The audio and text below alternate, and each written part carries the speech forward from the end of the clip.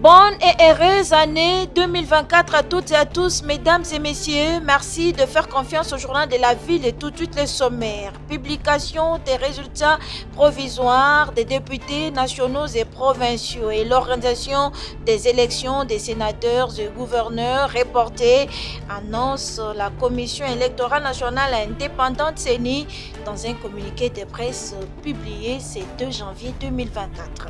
C'est 2 janvier 2024, 10 ans après, le peuple congolais se souvient de celui qui a défait le M23 sur le champ de bataille en 2013, le colonel Mamadou Ndala, chef du 42e bataillon commando de l'unité de réaction rapide à l'époque. C'est tout pour les sommaires. Mesdames et messieurs, encore une fois, bienvenue dans ce journal.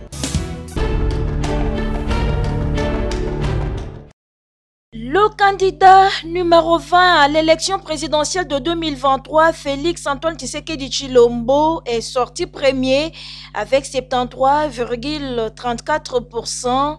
Il a eu beaucoup de voix lui confiées par les citoyens congolais et c'est après une campagne bâtie et réussie sur terrain.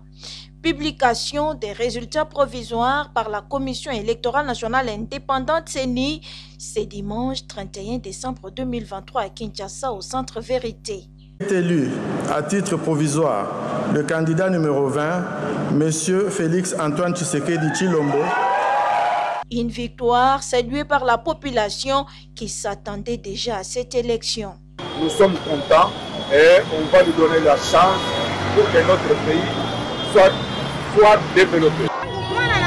Avec la présidence de Félix Tshisekedi, nous avons la paix dans le cœur. Tout ça, c'est grâce à cet enfant du pays. Et les gagnants lui-même suivaient la cérémonie de publication des résultats par la Commission électorale nationale indépendante à partir de son guichet. La joie était immense pour un travail abattu sur terrain et qui a abouti aujourd'hui à cette victoire avec un pourcentage hautement en avance et que personne ne peut rattraper pour le moment.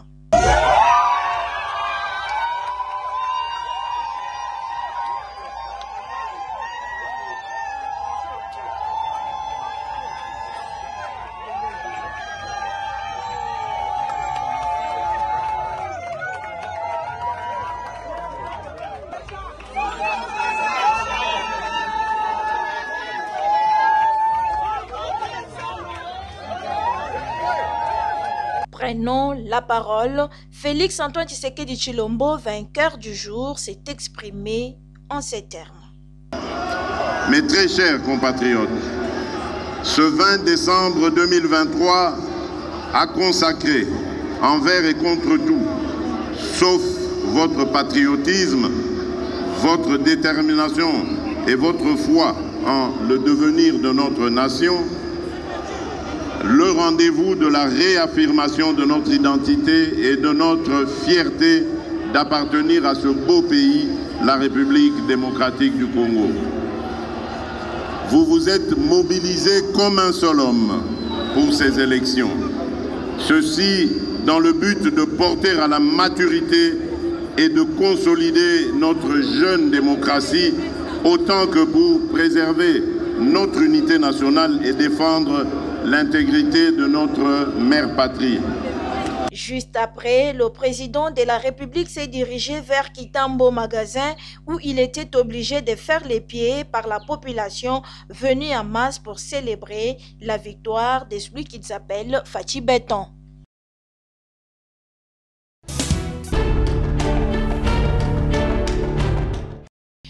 Le numéro 21, Martin Fayoulou Madjidi, candidat président de la République à l'élection présidentielle de 2023, rejette en bloc les résultats provisoires de la Commission électorale nationale indépendante CENI, publiant comme vainqueur Félix Antoine Tshisekedi Tshilombo, président de la République. Chers compatriotes, je rejette en bloc les simulacres d'élection et les résultats farfelus de la CENI. Peuple congolais, partout où vous vous trouvez, je vous demande de protester contre ces nouveaux coups d'État exécutés par la CENI au profit de M. Félix Tshisekedi Tshilombo. La crise de légitimité s'enracine davantage dans notre pays. N'acceptez pas ce nouveau coup d'État. Il faut résister comme nous le demande l'article 64 de la Constitution. Il nous faut de nouvelles élections, des élections crédibles, transparentes, apaisées et impartiales. Je vous remercie, que Dieu vous bénisse. Pour rappel, le candidat Martin Fayulu est sorti 3e avec 5,33% après le résultat provisoire élection 20 décembre 2023 publié par la Commission électorale nationale indépendante CENI le dimanche 31 décembre 2023 à Kinshasa au Centre Vérité.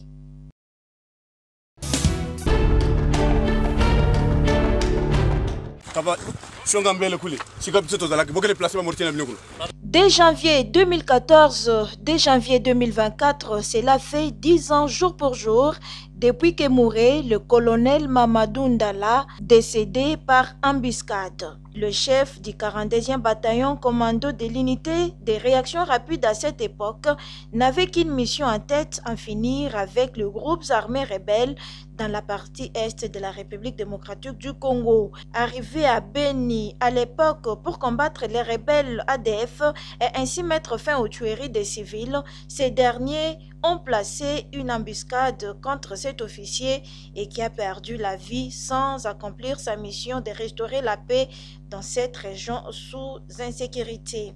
Depuis sa mort, les ADF persistent dans la partie est de la République démocratique du Congo et sèment terreur et désolation et plusieurs civils en sont victimes.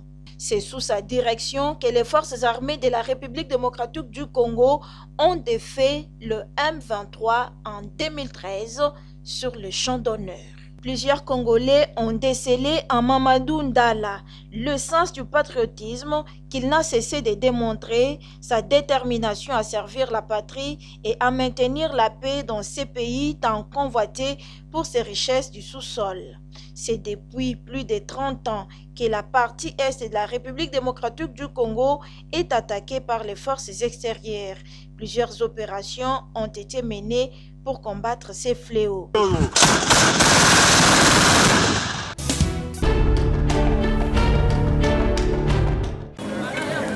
Nous sommes ici à Kimbanteke, quartier Sakombi, route Mokali, précisément sur arrêt pharmacie. Ici, une érosion est en train de ravager plusieurs maisons de paisibles citoyens. Selon les habitants du quartier, plus de 40 parcelles ont été englouties par cette érosion qui s'est créée suite au manque de canalisation d'eau qui quitte avec pression à travers différents endroits qui constituent la route Mokali en face du pont où les travaux de construction de cette route ont été arrêtés. Les habitants s'expriment. Awa toza lokwa na bassin ma ezouta na collège ma ezouta na la police ezouta na en face na nini na Jamaïque na pharmacie ezokita tellement eza na nzela oyo ko diriger yango te na pression oyo ezoya yango zomona ke ezobuka donc carnivore ezati. Regarde ici chez moi, ça c'était une maison où il y avait même des locataires là-bas. On a détolé. Mais la partie qui est restée là, c'est déjà à l'intérieur de rigole, de rabbins ici. Recommencer à zéro pour chercher à être locataire, avec quels moyens? Biso koto na sako mina kibunda na mokali. Tokomo sibi ba conséquence ya ma ya cause ya SNEL. Neti biso ba jeune boye ba parents batika biso lupango kaka moko. Siko lupango papa tika etioli. Na bana ngo na ndenge na odebouye ba chasser tope mai. Na kozwa isusu mongo wapi pona na somba lisusu lupango to. Lelo tokomi 30 ans na mukali. Tomona biloko aboete. Me baye ko tia mabanga o bazobongisa nzela mzoka batiki mai ebandi kolongwa. Nzela mai eleka ezate. Banda ko eza kodinda. Osoko mobange na ajo biso tokomi. Mbongo yo kozwa po somba lupango kozelango wapi. Tous les efforts fournis par les jeunes gens du quartier passent en vain. L'érosion continue à faire des dégâts. Même les poteaux et câbles électriques installés à ces coins sont en danger. Kabiso moko ba jeune quartier tozo bunda par moyen ka ya biso moko ya kokotiser, mais pour le moment ils sont na niveau na biso te niveau comme eso senga keno ba konzi bango moko parce que biso toza lokola bana na bango na problème nyoso toza nango esenga bango intervention na bango. Les habitants du quartier Sakombi espèrent qu'une solution sera trouvée par les autorités afin de les épargner au danger.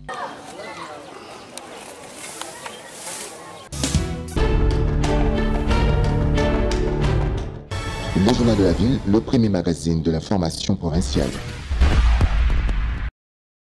Au cours d'une interview accordée à son porte-parole Tina Salama, diffusée le samedi 8 juillet, le chef de l'État, Félix-Antoine Tshisekedi, dit ne pas être satisfait du bilan du système judiciaire congolais sous son mandat. Il a fait remarquer que la justice n'a pas rencontré ses attentes. Un bémol la mettre sur mon bilan, je crois que c'est celui-là, si il m'était demandé de le faire. Je ne suis vraiment pas satisfait du bilan, jusqu'ici en tout cas, récolté dans la justice. J'ai beaucoup compté sur le pouvoir parce que je me dis, comme dans la Bible, c'est la justice qui élève une nation. Malheureusement, dans notre cas, la justice détruit notre nation. J'ai tout mis en œuvre pour essayer de faire comprendre, surtout aux chefs des corps, mon intention, ma vision. Et en fait, ma vision, c'est de dire, voilà, c'est vous qui connaissez votre métier, exercez-le consciencieusement, tel que vous l'avez appris de vos précepteurs. Mais malheureusement, je n'ai pas l'impression que nous sommes toujours sur le même diapason. Il reconnaît néanmoins que parmi les acteurs de la justice, il y a de braves femmes et de braves hommes. Mais le chef de l'État insiste sur le fait qu'il a l'impression que tout le monde semble être dépassé par la force du mal. Le chef de l'État congolais nie toute implication dans les démarches visant l'arrestation ou la libération de certaines personnes. Nous récoltons souvent la critique de l'opinion de manière injuste, qui pense que, par exemple, je prends comme ça un cas, lorsqu'on met quelqu'un en prison préventive en attendant son jugement et qu'après on le libère, on pense toujours qu'il y a une intervention de l'État. Madame, je peux vous le dire, devant Dieu, je ne suis intervenu dans aucun cas de ce pays pour demander l'arrestation ou la libération de quelqu'un. Jamais. Le chef de l'État a également rassuré de toujours travailler pour protéger les acquis de la démocratie en République démocratique du Congo.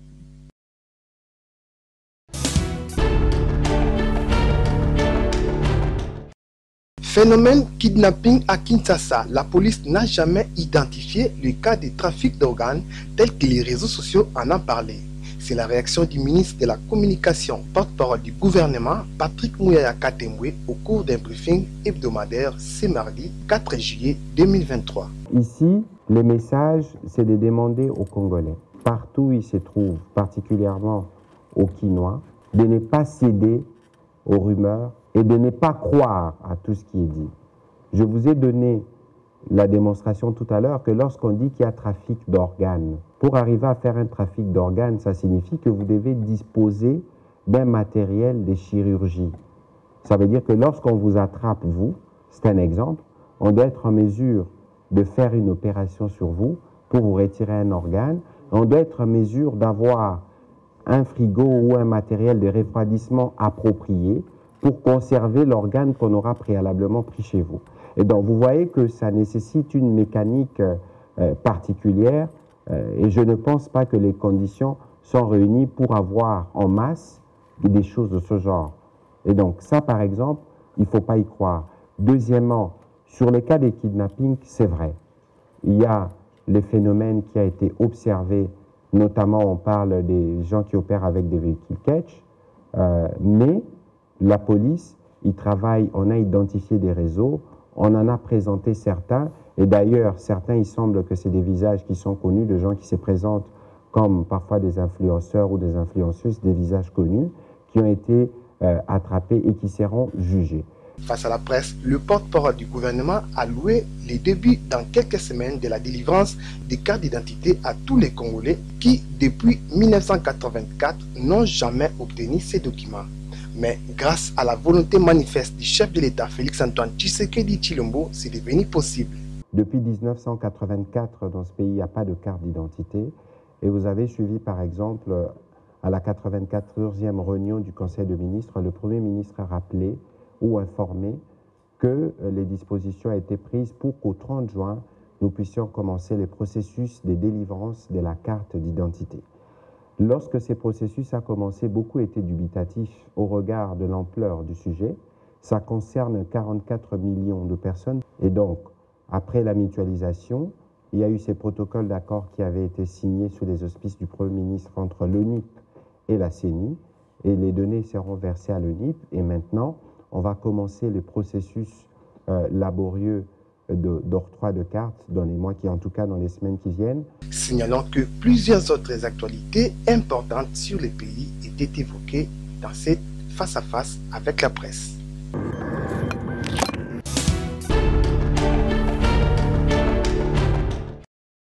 Les téléphones de Chérubin Okende, de son chauffeur et de son garde du corps sont en train d'être passés au crible par la justice dans le cadre de l'enquête sur l'assassinat du député du district de la Lukunga à Kinshasa. Ces affirmations ont été faites ce mercredi 19 juillet par le procureur général pris la Cour de cassation au cours d'une conférence de presse. Selon le procureur général Firmin Vondo, le premier résultat de l'expertise sont là, mais s'est refusé à annoncer à la presse. Nous avons saisi les téléphones du défunt, ceux du garde du corps et du chauffeur. Tous ces téléphones sont en train d'être passés au crible par les experts et permettez-moi que je ne vous dise pas ces premiers résultats, a déclaré le procureur général Firmin Vondo. Le procureur, après la Cour de cassation, est revenu sur ses propos tenus les jours où le corps de Chérubin Okende a été découvert sur le poids lourd. D'après lui, il n'avait pas affirmé les raisons pour lesquelles le porte-parole d'Ensemble pour la République est décédé, contrairement à ce qui se raconte. « Je n'ai jamais été affirmatif », a-t-il laissé entendre, tout en nuançant ses propos tenus lors du précédent point de presse. Il dit désormais qu'il faut attendre l'autopsie pour déterminer la cause de la mort de Chérubin Okende et les circonstances. Seule certitude pour le moment, la balle a été tirée de l'intérieur du véhicule, a fait savoir Firmin Vondo.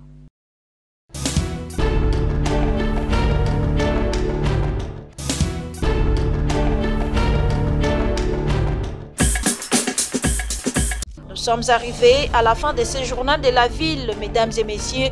Merci de l'avoir suivi. Le prochain rendez-vous est fixé pour ce mardi et d'ici là, portez-vous bien.